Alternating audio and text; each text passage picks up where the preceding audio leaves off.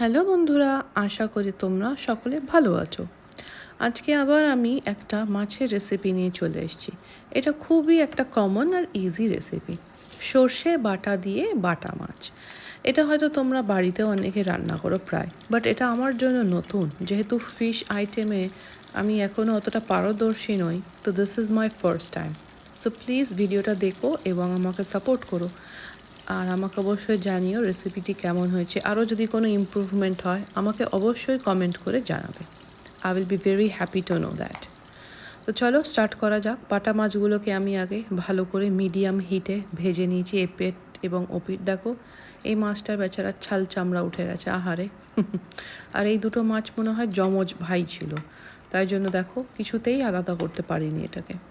তো let it be, এভাবেই আমরা ফ্রাই করে নেবো, কোনো সমস্যা নেই। আর অন্যদিকে আমি একটু সর্ষে ভিজিয়ে রেখেছিলাম, সেটাকে আমি ভালো করে বেটে নিলাম।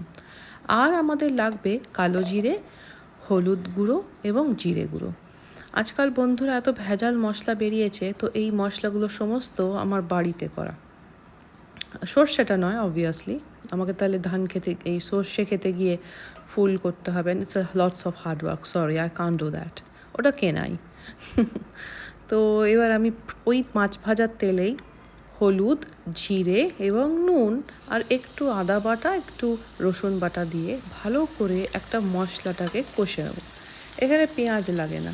সাধারণত আমি আমার মাছ রান্নাতে একটু পেঁয়াজ বাটাও দিয়ে থাকি, তো এখানে আমি আর দিলাম না। একটু পাতলা ঝোল করব ভাবছি, তাই জন্য।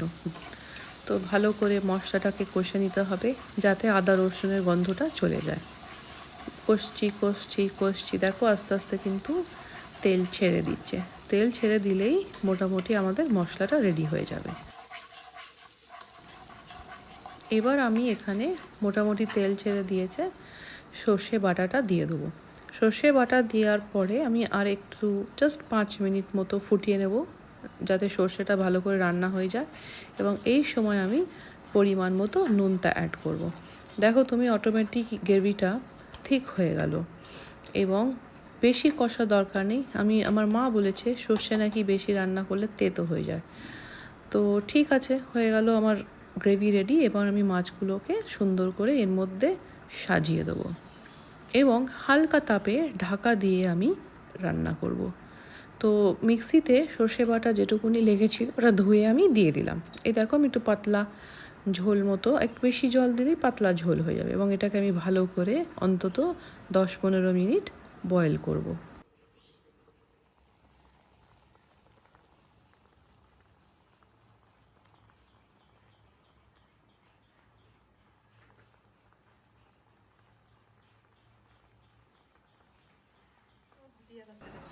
দেখো গ্রেভিটা থিকও হয়ে গেছে আর রেডিও হয়ে গেছে, কালারটা খুব সুন্দর হয়েছে। একেবারে টলটলে ঝোল, গরম ভাতে খেতে দারুণ লাগবে। তো অবশ্যই তোমরা জানিও রেসিপিটা কেমন হয়েছে এবং নতুন থাকলে আমার চ্যানেলটাকে সাবস্ক্রাইব করো, আমাকে সাপোর্ট করো। Thank you so much for watching.